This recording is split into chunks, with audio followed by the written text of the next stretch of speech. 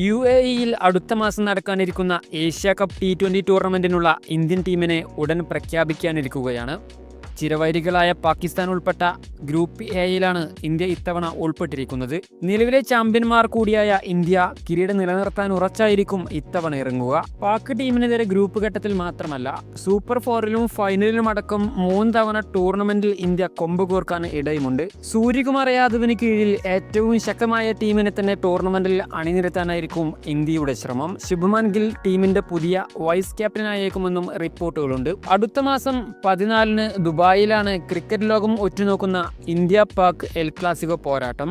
പാകിസ്ഥാനെതിരെ ഇന്ത്യയുടെ സാധ്യത പ്ലേയിങ് 11 എങ്ങനെയാവുമെന്ന് നമുക്ക് പരിശോധിക്കാം. പാകിസ്ഥാനെതിരെ പുതിയ ഓപ്പണിംഗ് ജോഡിയെയാവും ഇന്ത്യ പരീക്ഷിച്ചേക്കുക. അവസാനത്തെ 3 പരമ്പരകളിലും മലയാളി സൂപ്പർ താരം സഞ്ജു സാംസൺ, വെടിക്കെട്ട് ബാറ്റർ അഭിഷേക് ശർമ്മ എന്നിവരായിരുന്നു ടീമിനായി ഓപ്പണിംഗിൽ ഇറങ്ങിയത്. ഈ ജോഡി ക്ലിക്കാവുകയും ചെയ്തിരുന്നു. എന്നാൽ ഏഷ്യ കപ്പിൽ പാക് പടയ്ക്കെതിരെ ഇവരിലൊരാൾ മാത്രമേ 11-ൽ സ്ഥാനം നിലനിർത്തത്തുള്ളൂ. അത് വിക്കറ്റ് കീപ്പർ കൂടിയായ സഞ്ജു ആയിരിക്കും.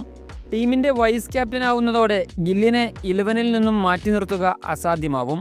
അതിനാൽ സഞ്ജുവും ഗില്ലും ചേർന്നായിരിക്കും ഓപ്പണിംഗിൽ ഇറങ്ങിയേക്കുക. 3-ാം നമ്പറിൽ കളിക്കുക ഇടംകയ്യൻ ബാറ്ററും ഓൾറൗണ്ടറുമായ തിലക് വർമ്മയായിരിക്കും. അദ്ദേഹത്തെ സംബന്ധിച്ച് ബെസ്റ്റ് പൊസിഷൻ ഇതുതന്നെയാണ്. സമീപകാലത്തെ പരമ്പരകളിൽ ഈ റോളിലേക്ക് പ്രൊമോട്ട് ചെയ്തപ്പോൾ തകർപ്പൻ പ്രകടനം കാഴ്ചവെക്കാനും തിലകിനായിരുന്നു. സൗത്ത് ആഫ്രിക്കയുമായുള്ള പരമ്പരയിൽ തുടർച്ചയായി 2 സെഞ്ചുറികളാണ് 3-ാമനായി അദ്ദേഹം അടിച്ചെടുത്തത്. പാകിസ്ഥാനെതിരെ ഇന്ത്യക്കു വേണ്ടി 4-ാം നമ്പറിൽ കളിക്കുക ക്യാപ്റ്റൻ കൂടിയായ സൂര്യകുമാർ യാദവ് ആയിരിക്കും. ഇതിനേക്കാൾ താഴേക്ക് അദ്ദേഹം ബാറ്റിംഗിൽ പോവില്ലെന്നുറപ്പാണ്. സൂര്യ കഴിഞ്ഞാൽ 5-ാം നമ്പറിൽ ശ്രേയസ് അയ്യർക്ക് നറുക്കു വീണേക്കും.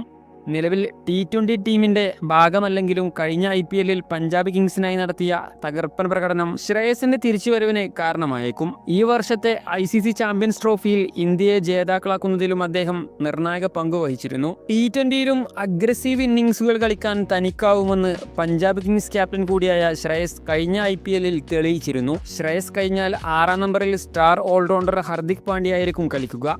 അദ്ദേഹത്തിന് പിന്നാലെ ഫിനിഷർ റിങ്കു സിംഗിനെയും കാണാം. ഇരുവരുമായിരിക്കും ടീമിന്റെ ഫിനിഷിംഗ് ചുമതല നിർവഹിക്കുക. ബാറ്റിങ്ങിന് ആഴം കൂട്ടാൻ 8-ാമനായി ഇടംകയ്യൻ സ്പിൻ ബൗളിംഗ് ഓൾറൗണ്ടർ അക്ഷർ പട്ടേലും ഉണ്ടാകും. 9 മുതൽ 11 വരെ സ്പെഷ്യലിസ്റ്റ് ബൗളർമാരാണ്. മിസ്റ്ററി സ്പിന്നറായ വരുൺ ചക്രവർത്തിയാവും സ്പിൻ ആക്രമണത്തിന് ചുക്കാൻ പിടിക്കുക. പേസ് ബോളിംഗിന്റെ ചുമതല മുഹമ്മദ് സിറാജിനും അർഷദ്ദീപ് സിംഗിനുമായിരിക്കും. ഫിറ്റ്നസ് പ്രശ്നങ്ങളെ തുടർന്ന് സ്റ്റാർ പേസർ ജസ്പ്രീത് ബുംറയെ ഇന്ത്യ ചിലപ്പോൾ ടൂർണമെന്റിൽ ഉൾപ്പെടുത്തിയേക്കില്ല. പാകിസ്ഥാനെതിരെയുള്ള നിങ്ങളുടെ ഇന്ത്യൻ ടീം 11-ൽ ആരെല്ലാം ഉൾപ്പെടും?